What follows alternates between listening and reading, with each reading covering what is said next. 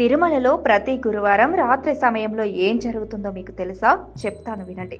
దీనికంటే ముందు ఎవరికీ తెలియని స్వామివారి విగ్రహానికి ఉన్న 3 నియమాలు ఏంటో తెలుసుకుందాం. పూర్వం రామానుజుల వారి కాలంలో ఆ విగ్రహం శివుడని, అమ్మవారిని, కుమారస్వామి అని, బుద్ధుడని అనేక వాదనలు వచ్చాయి. అయితే రామానుజుల వారు మన పురాణాలను ఆధారంగా తీసుకొని అది విష్ణుమూర్తి అని నిరూపించారు. అలాగే భవిష్యత్తులో ఇలాంటి అనుమానాలు ఎవరికి రాకుండా ఆ విగ్రహానికి 3 కట్టుదిట్టాలు చేశారు. మొదటి నియమం ఏమిటంటే స్వామివారి ముఖంపై పెద్ద నామం పెట్టాలి. అభిషేక సమయంలో తప్పితే దాన్ని ఎప్పుడూ సడలించకూడదు. రెండోది ఏంటంటే సాధారణంగా స్వామివారి స్వయంభూకి శంఖ చక్రాలు లేవు. అందుకే స్వామివారి భుజాల మీద ఆభరణాల కింద వాటిని ఉంచాలి. వాటిని ఎప్పుడూ తీయకూడదని చెప్పారు.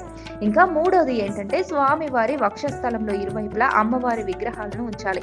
ఈ 3 నియమాలను రామానుజుల వారు పెట్టారు. ఇకపోతే గురువారం రాత్రి స్వామివారి సన్నిధిలో పూలంగి సేవ అని జరుగుతుంది. అప్పుడు స్వామివారి నామాన్ని సడలింపు చేసి చిన్నగా చేస్తారు. అందువల్ల శుక్రవారం నాడు మనకు దర్శనం దొరికితే స్వామివారి నేత్ర దర్శనం చేసుకోవచ్చు. ఈ 3 నియమాలను మీరు గమనించి ఉంటే ఓం నమో నారాయణ అని కామెంట్ చేయండి.